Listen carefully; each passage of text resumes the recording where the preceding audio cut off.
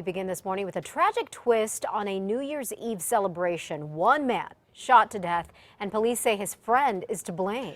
Neighbors out in Rio Rancho thought they were hearing fireworks, but instead it was a gunshot that took the life of Carlos Rueda, who's just 22 years old. It was about 10:30 on New Year's Eve night when investigators say friends Carlos and Ryan Wathan were both at a rowdy house party. Now, according to police, Wathan picked up a gun and pulled the trigger. A bullet hit Rueda in the head. He was rushed to the hospital where he was pronounced dead.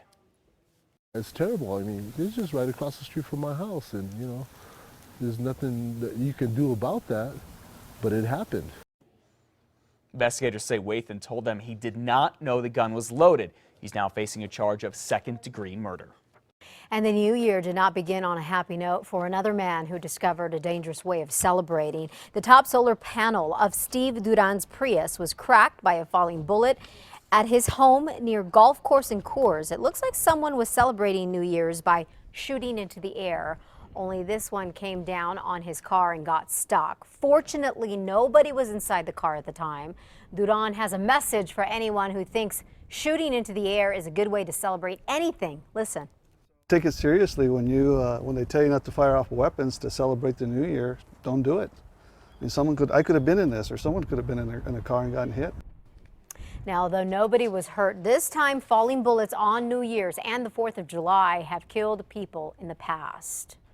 Scary moments for 3 drivers in Roswell after a wreck. It landed one of them inside a house. Take a look at this video here. It happened after the clock struck midnight on New Year's. A driver ran a stop sign, hit another car with a family inside, then catapulted off of a parked car into someone's home. Police tell us the driver who caused it was the only one in his car. From what I understand, no one else received any or sustained any major injuries. The driver was airlifted to the hospital for his injuries. So far, no one has faced charges in the crash. All right. It's a good day for dozens of passengers stranded aboard a research ship in the Antarctic. Yeah, they had been trapped since Christmas Eve, but not anymore. Susan McGinnis has the latest from the South Pole.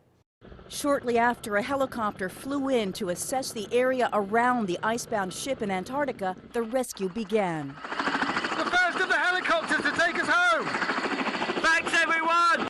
Images posted online show some of the 52 researchers and tourists making their way to safety. The research ship has been stuck in thick ice since Christmas Eve. Today's breakthrough comes after days of failed rescue attempts. Bad weather and ice 15 feet deep kept icebreakers from Australia and China from getting close enough. Throughout the ordeal, passengers remained optimistic and used social media to reassure loved ones back home.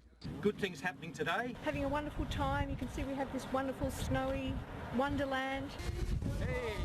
Earlier this week, the scientists and tourists on board stomped on the snow, forming a helipad. The rescue effort will take hours. But we're looking at about 4 to 5 relays of people, 12 people at a time. The expedition leader says the group will end up on an Australian ship that will eventually bring the rescued passengers to land. Susan McGinnis, CBS News. Well, it could be a week before those researchers and tourists are reunited with their families. 22 crew members will stay on the ship to help it get free. All right, at 5:35, it's been pretty cold in Albuquerque, but there are some who figured, despite the cold, New Year's was a perfect time for taking the plunge. 3, 2, 1! There we go, from kids at heart to big kids. Dozens jumped into the frigid water of the swimming pool at the River Point Sports and Wellness yesterday. That includes one little guy who says he has done this every year for the past couple years to help celebrate the new year and some more. Today's my birthday, so every year I do this on my birthday. All right, pretty cool little guy. Proceeds from the forward plunge go to a good cause, raising money for Second Chance Animal Rescue. Liz, I think you should do this next year. Woo-wee. We'll see. All right. Is your Christmas tree past its prime and ready to be dumped? Christmas is over, folks. Starting today, Albuquerque residents can recycle it. It's free. Just take your live Christmas trees to Eagle Rock Facility, Tesla Park, or the Ladera Golf Course. The city's partnered with P&M and will mulch the trees. You can get the mulch for free while supplies last. All you have to do is just head to our website for more information, krqe.com, and click on links. All right, the first day of recreational pot sales in Colorado, a huge hit. As you can imagine, people showed up in droves, waiting in line for hours. And these were all cash sales because federal law prohibits banks or credit card companies from dealing with narcotic transactions.